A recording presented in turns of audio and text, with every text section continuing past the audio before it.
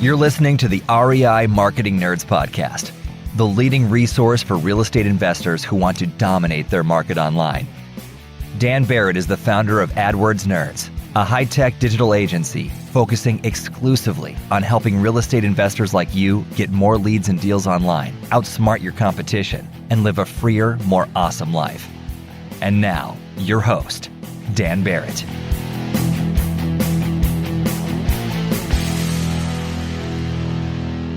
All right, hello, and welcome to this week's episode of the REI Marketing Nerds podcast. As always, this is Daniel Barrett here from AdWordsNerds.com. How are you? I hope you are well. And look, if you want help getting some online leads for motivated sellers, getting deals online, you know where to go. It's AdWordsNerds.com/strategy.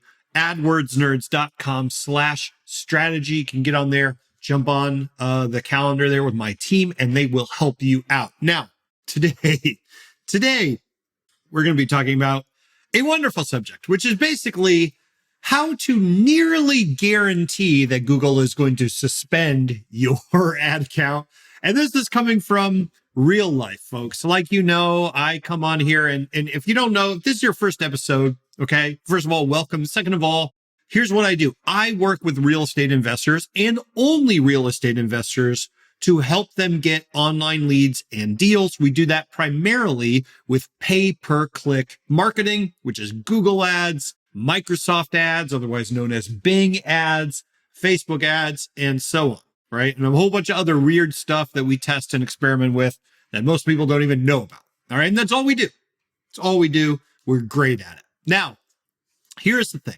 You have heard me say many times, right, that testing is important, right? This is a core component of online marketing. And one of the reasons, and all marketing really, of course, even direct mail, you're often testing, right? One postcard versus the other and so forth. So, I mean, testing isn't just a part of online marketing, but it's a core aspect of what makes online marketing great, because online marketing made testing easy.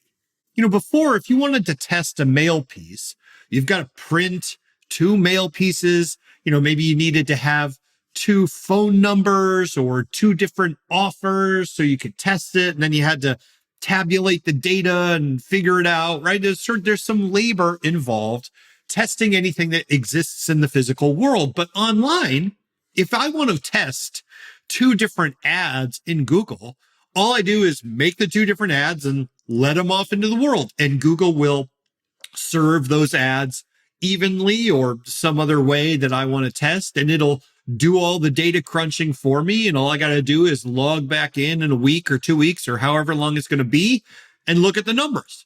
And I can see not just how many people clicked each ad, but how many of those people converted, right? It's extremely easy to do. And because testing is easy to do, it becomes easy to constantly iterate and improve. And that is really what a big part of why online marketing was so disruptive when it first kind of burst onto the marketing scene. We had this sort of digital testing environment that made constant iteration a reality. So that's one of the biggest parts of why online marketing is great. And you've heard me say, test, test, test. You've heard me talk about testing landing pages and testing ads and so on and so forth, right? So you get it. Testing is important. Now, it is very logical on the surface to extend that theoretical, advice, this test, test, test, always be testing, right? It's easy to extend that advice to online marketing companies and say, here's what I'm going to do. I'm going to hire 2 online marketing companies. I'm going to have 2 different accounts. They're going to advertise my business and I'm going to see which one does better. That is totally rational. On the surface, totally makes sense. Here's why this is a terrible idea. It is a terrible idea. A terrible idea. And before I get into my explanation, you need to understand that, look, like, obviously I run an online marketing company. So it's going to be easy to view this argument in the context of, oh, well, Dan doesn't want to compete with other companies or whatever, right? Like whatever, this is in his best interest. I'm telling you, I don't care. Okay. I don't care. You can work with anyone you want. AdWords Nerds has more than enough clients, right? Like we're busy. Like this is not about you coming to work with me and me somehow making more money. It's not what this is about. Okay. Absolutely.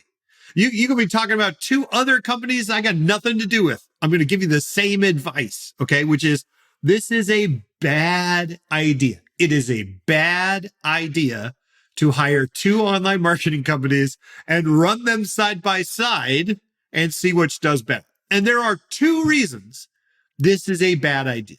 The first reason is it is explicitly against Google's terms of service. If you run, let's say, two companies, two ad accounts, and you are driving them both to the same website. Let's say your website is, We Buy Houses, Connecticut.com or whatever it is. That's your website. And you have company A running ads to WeBuyHousesConnecticut.com and company B running ads to WeBuyHousesConnecticut.com. And you're targeting, I'm assuming, the same target market. And I'm assuming the same basic keywords because you're a real estate investor, right? So you're targeting sell my house or whatever. What you are trying to do in this case, because these two accounts are going to compete head to head, is run the same website multiple times in the same auction. That is against the rules. Want to find motivated seller leads online, but don't know where to start? Download our free Motivated Seller Keyword Report today.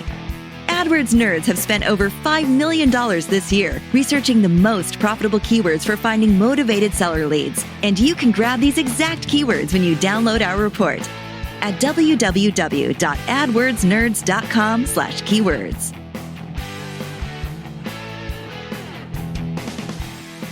If you think about it, if I ran like Coca-Cola and I could have multiple accounts running in the same auction, well, what Coca-Cola would do is just spend a bunch of money, and every single ad you saw when you typed in cola or whatever would be Coca-Cola. The first ad would be Coca-Cola.com, and then the second ad would be Coca-Cola.com, but running in a different account. And then the third ad would be Coca-Cola.com, running in yet another different account, and so on and so forth. You can see how this would be terrible for Google, because it would simply allow large companies to own every single piece of ad real estate. If you are a real estate investor, you should be thanking your lucky stars that this is not allowed, because what would happen is, Trulia and Zillow or hedge funds or whatever would just run dozens of accounts for a single website and run them all on every single keyword, and we wouldn't be able to do any of this at all. So first of all, it's explicitly against the Google terms of service to do this. And what that means is, if Google finds out that you're doing it, they will just flat out suspend your account. So they will just say, no more Google ads for you. And having gone through this process, it is common for them to say, yeah, we're suspending you. And there is no recourse. There is no appeal. That is that. So that can be an absolutely devastating blow to your business if you allow it to happen. Okay. Secondly, people are like, well, okay, no problem. I'm going to get around that. I'm going to get around this problem. The way I'm going to get around this problem is, instead of running ads from company A to WeBuyHousesConnecticut.com and ads from agency B to WeBuyHousesConnecticut.com, I'm going to use different websites. So it's like, the first one's going to be WeBuyHomesConnecticut.com, and the second one's going to be WeBuyHousesConnecticut.com, and I'm going to get around it that way. Okay. And this seems on the surface to be okay, except that it is still against Google's terms of service. Because if you imagine, let's go back to our Coca-Cola sort of hypothetical scenario. Well, Coca-Cola could just do Coca-Cola.com and like Coca-Cola1.com and Coca-Cola2.com and Coca-Cola3.com. And it's all running the same business. They're just using different websites, and they could absolutely block everyone out of the search results. So it is still against the rules to use different domains that ultimately end up with the same business. And they will find this out. If you ever use the same credit card, if you ever use the same bank account, if you are operating under the same LLC or registration or whatever, tax ID, they will find out and they will suspend your account. So this is extremely, extremely dangerous to do. Okay? Extremely dangerous to hire two companies to run ads to the same business in different accounts. It's against the rules. Now, that is not even all. That is not even the complete reason that this is the bad idea. Because let's assume, okay, imagine that you evade detection. You decide you're a rebel. You want to live on the wild side. So you are taking on the risk. It's cool. Maybe if I get suspended, I'm just going to see if I can do it. And you're going to do this anyway. Let's assume you get around that. What's going to happen is you are going to get worse performance from both campaigns, from both company A and company B than you would have gotten if you hadn't done this. And that's because you are competing against yourself. It's like you go into an auction because after all, Google ads, Microsoft ads, Facebook ads, these are all auctions. You are competing against other people who are lodging bids for the clicks you are competing with. So it's an auction, meaning that the more people in the auction, the higher the prices go. And so if you are self-competing, and let's say company A says, well, we want to bid on Sell My House Fast, and company B, also hired by you, says, we want to bid on Sell My House Fast, you are now bidding yourself up. You are paying more per click for no reason. Not only that, if one company generates a click from that search, that means that the other company can't.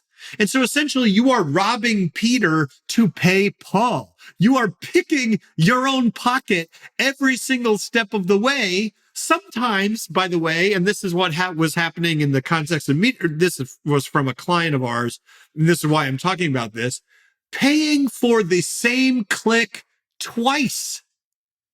Paying for it once when company A generated it, and then that person going to company B, clicking the ad again, also taking your money and filling out the form, so you'd get the lead twice. I cannot tell you what a terrible idea this is, both from the sense of one, it's incredibly risky, and two, from the sense that you just get a completely poorer performance than you would have gotten from any one company. So look, again, I understand I run an online marketing company. It's easy to view this as me saying, hey, don't do this because it's not in my best interest or whatever. That isn't what I'm trying to say. What I'm saying is this is not in your best interest. Now, I am all for if you want to test companies against each other and see which company gets better results or see which company you just like more or you like their customer service more, I am all for that. I'm all for it. You just can't run them both simultaneously.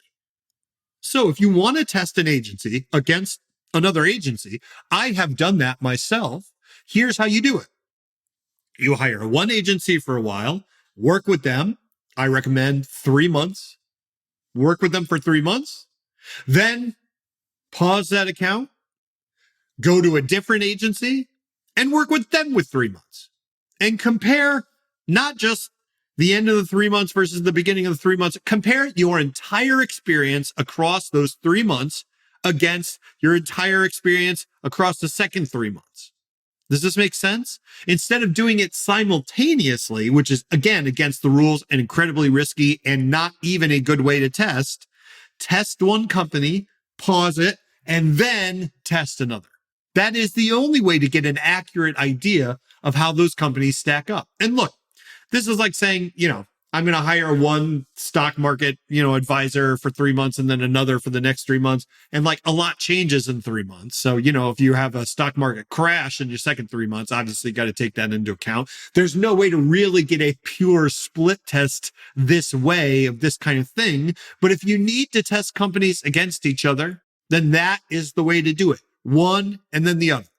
Don't do it simultaneously, folks. I'm telling you, I have seen too many people get permanently suspended in the last year for doing stuff like this. It is risky and it is not worth it. I hope that makes sense. I hope that was valuable. Look, every week I'm going live and posting content and tutorials and how-tos in the REI Marketing Nerds Facebook group. It is awesome and it is free. You can go to adwordsnerds.com/group. That is adwordsnerds.com/group and ask to join. I'll be happy to add you in and we would love to see you. Amazing investors from all over the country in that group, talking and chatting and sharing every single day. As always, this is Daniel Barrett from adwordsnerds.com signing off, and I will talk to you next week. Cheers.